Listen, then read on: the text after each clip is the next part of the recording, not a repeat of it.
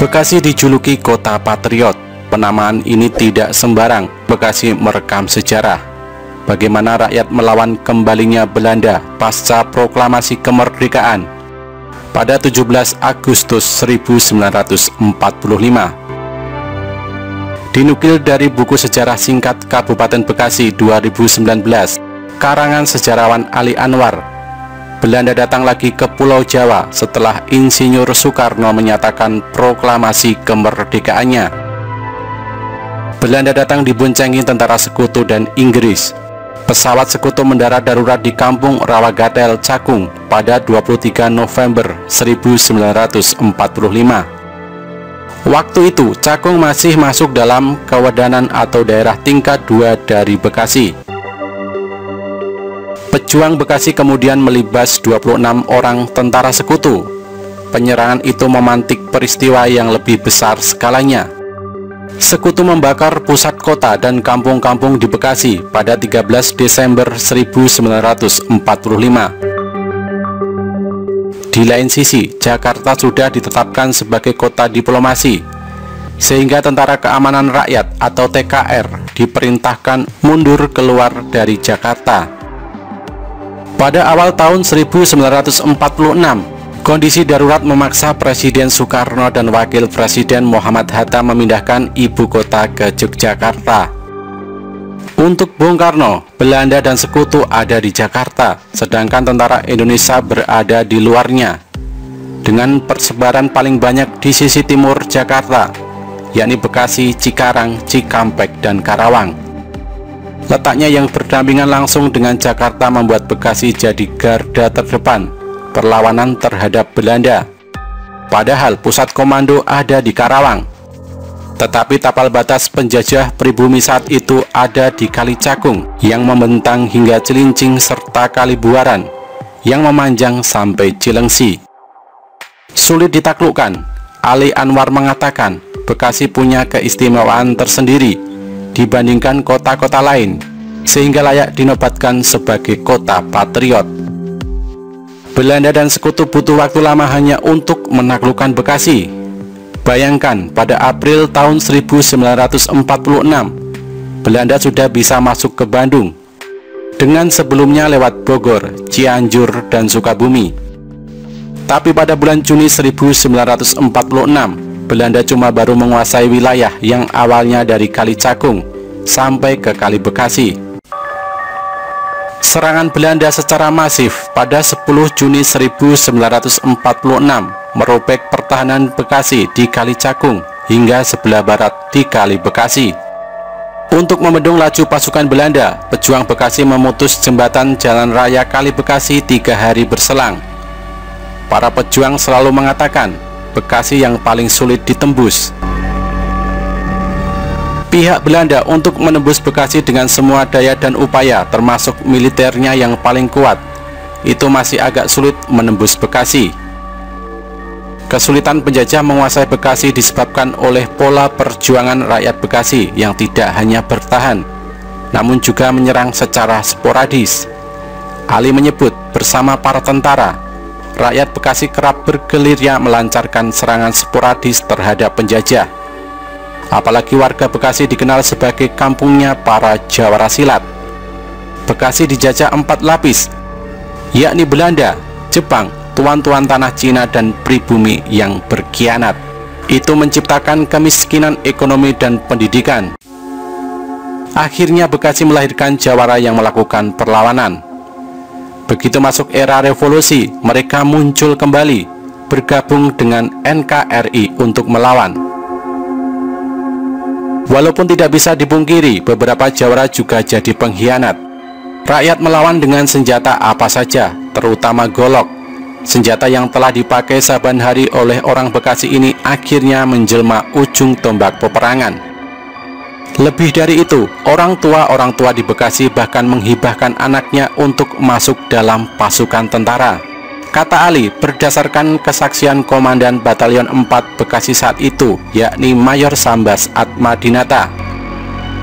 Yang bikin Mayor Sambas bangga, kalau anak Bekasi berjuang lalu meninggal di medan tempur, orang tuanya tidak menangis karena anaknya meninggal sebagai syuhada. berjuang untuk kepentingan bangsa, negara, dan agama. Tidak ada tuntutan jika anaknya meninggal di medan tempur. Militansi para pejuang Bekasi inilah yang membuat prajurit Belanda takut. Bagi mereka, Bekasi merupakan daerah neraka. Bahkan di antara tentara Belanda saat itu dikenal istilah sindrom Bekasi. Para prajurit ogah-ogahan ketika dikirim ke sana, sampai ada yang berpura-pura sakit agar tidak dikirim ke sana. Mengapa Bekasi? Meskipun neraka bagi para prajurit Belanda, namun bukan lantas mereka meninggalkan dari sasaran penguasaan. Mereka tetap bersafat mendudukinya. Bagi Belanda, menundukkan Bekasi artinya menjebol benteng pertama untuk menguasai titik-titik strategis berikutnya, yakni Karawang, Subang, dan Purwakarta. Nafsu Belanda mengangkangi kota ini begitu tinggi karena wilayah ini juga memegang peran krusial sebagai suplai logistik. Misi mereka untuk menguasai pertanian dan perkebunan, bukan sekedar menguasai wilayah. Kalau sampai Juli tahun 1947 mereka gagal menguasai Bekasi, Karawang, Subang, dan Purwakarta, kemungkinan tentara mereka di Jakarta kehabisan logistik. Jadi penaklukan Bekasi itu juga untuk merebut beras dan menguasai suplai logistik. Baru pada Maret tahun 1947, Belanda perlahan-lahan berhasil menjebol pertahanan pejuang Bekasi. Tepatnya dimulai ketika disepakati Perjanjian Linggarjati, di mana tapal batas Bekasi bergeser dari Kali Bekasi ke Kali Ciketing, Sasak Jarang, sebelah timur Bulak Kapal. Di samping itu, sistem pertahanan yang kalah jauh dibandingkan Belanda membuat para pejuang Bekasi terus terdesak mundur. Hal itu kian parah ketika Laskar Rakyat Jakarta Raya yang mulanya berbagi barak dengan tentara Indonesia malah memberontak. Pemberontakan yang menyebar dari Tambun sampai Karawang itu meletus pada tahun 1947 dan menimbulkan perang saudara. Anggota Laskar kemudian ditendang, sebagian besar melarikan diri ke Jakarta. Saat kekuatan Indonesia mengendur akibat pemberontakan itu, Belanda melancarkan agresi militer pertamanya pada 21 Juli 1947. Pertahanan Bekasi akhirnya bobol sampai Karawang. Belakangan baru diketahui mereka, yakni Laskar Rakyat Jakarta Raya, memang jadi mata-mata Belanda. Setelah peristiwa pemberontakan itu, sebagian melarikan diri ke Jakarta dan bergabung dengan Belanda, ujar Ali. Pada tanggal 21 Juli 1947, posisi mereka ada di lokomotif kereta. Penyerangan saat itu lewat jalur udara, mobil, dan kereta api. Pada akhirnya Belanda memang angkat kaki dari Bekasi, juga dari Republik, tepatnya selepas agresi militer kedua pada tahun 1949. Seiring itu, Bekasi pun dikenang sebagai gelanggang sabung nyawa para pejuang untuk mempertahankan negara. Fenomena ini bahkan jadi inspirasi berbagai bangsawan dan seniman kenamaan Indonesia pada awal masa kemerdekaan. Komponis Ismail Marzuki juga menggubah tembang berjudul Melati di Tapal Batas. Sastrawan Pramoedya Anantatur pun tak ketinggalan. Ia mewedarkan novel sejarah di tepi Kali Bekasi dan Keranji Jatuh. Pujangga Khairil Anwar mendedahkan sajak lirih nan menggetarkan soal kegigihan para patriot yang gugur di Bekasi dalam Karawang Bekasi pada tahun 1948. Kami cuma tulang-tulang berserakan, tapi adalah kepunyaanmu. Kaulah lagi yang tentukan nilai tulang-tulang berserakan. Kenang, kenanglah kami.